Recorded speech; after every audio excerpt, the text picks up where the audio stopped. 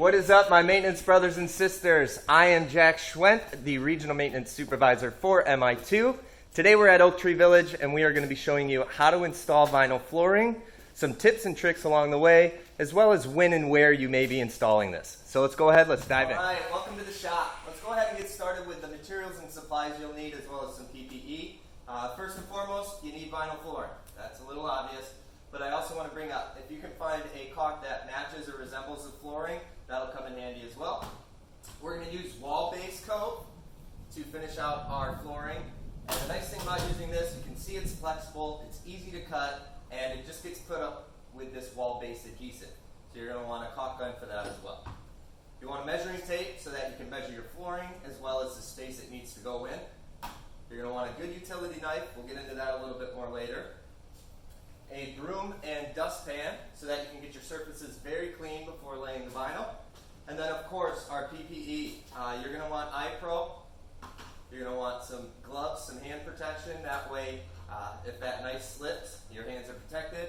And then the proper clothing. So once you have all these materials, you're ready to dive in. So we're going to go over to that side of the shop and get going. All right, we've got our vinyl flooring and we've got our surface. So at the beginning of the video, we talked about when and where you may be using this. Vinyl flooring is a very cost-effective way of replacing a floor in a home that you can do yourself. Your entryways, your kitchens, your bathrooms, sometimes your utility areas are all great spaces for this vinyl flooring. Now, before you begin, I do suggest letting your vinyl flooring roll out on a flat surface and relax. And then while that's relaxing, you can take that time to take a broom and dustpan, get your surface extremely clean and prepped, because this is just a floating floor that's going to go right on top of that surface. Once you're prepped, your floor is relaxed, you're ready to install. Obviously I don't have walls here, so it is going to be a little bit easier for me. But you want to get your flooring into its space. And you want to make sure it's squared up. Sometimes this is a little easier done than others. The main thing is looking at your lines and making sure they're going to be square. And you also want to make sure when you're cutting your floor before you bring it into the space that you've got overhang, because we're going to cut all of this extra overhang off. So we're just going to get on in and start cutting. So once you're squared off on your floor, we actually did this to kind of resemble a door jamb. And this is one of the first tips and tricks I'm going to give you on this. When cutting this relief cut here, if I were to cut it straight, I could come up short over here. So instead, what I'm going to do is I am going to cut away from my wall.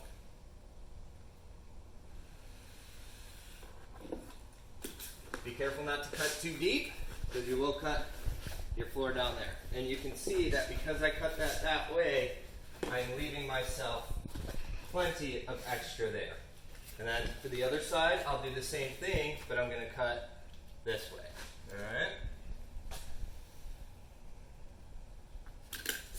And then you can see as well that we've got our excess. So the first thing I do is I go around the entire floor. If I have to do relief cuts like that, I will get all those relieved. And now when I just have my excess like this, I can go through and start trimming it. So, I talked about that knife. I really like these Stanley knives. Anything similar as long as it retracts. Because I actually score with it, the tip right there. So, I'll get in there, give it a nice score. Kind of put your knife at like a 45. I don't know if you can see that on camera. And then cut away. So this would be a case sometimes that you might use that color match caulk or the base coat, depending. So if you're up against the vanity, you can't get base coat under there, you can get that color match caulk in there. If it is a spot that will accept the base coat, then we'll just finish the lines with that. So I'll do a couple more cuts here. We've got a tight corner here, so I'll show you a couple little tips on that. So the first thing we're going to do is we're going to start with the corner. I can't quite get all the way in there cleanly, but I'll get as far as I can and score that floor up. So what this is doing is it's just giving me a really nice line to cut up. So now that I'm here, I'll get as tight as I can again to the corner without getting messy. Stay at my 45, make my cut. Obviously, I'm not all the way, right? So, I'm just going to roll this floor back, and I'm going to continue that line. Again, not pushing too hard because we don't want to cut into the floor that's down. So I just keep that line straight, and then you can see how it just mimics that. I'll do one more cut here. Again, scoring, and then cutting.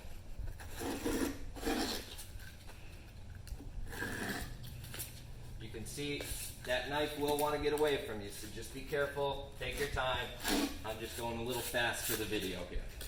Now I can show you a little bit on the base coat. Let's say we've gone through, done the whole floor. Now this base coat, like I said, it's really nice. It can just get glued up. You can go tighten your corners like that, or what I like to do is crease my wall right in there. Okay, get really tight to the crease. You can almost see that crease on the back side. I will just do a quick score on the back side. Fold it over on itself. This is for an inside corner. And then the last thing you're going to do before you install it is take this corner, chop it off. So now it's still all one piece on the front, and when you put it in there and push it down a little bit, look how clean that is. Love that. Alright, so for the outside corner, you're going to want to take your piece, give yourself a mark on the edge. Okay. You can pull this back out. You're going to follow your line straight down. If you need to use a speed square, and go ahead and give yourself a straight line. I usually just freehand it. When you get down to this little lip here, you want to stop going straight and go out at a 45. So what that's going to do, I scored it a little more. It's going to end up looking like that. Then we're going to do the same thing on our other piece here. So we're going to overlap it beyond. See that? So we're going to the point here. Not right here, we're going to the point here.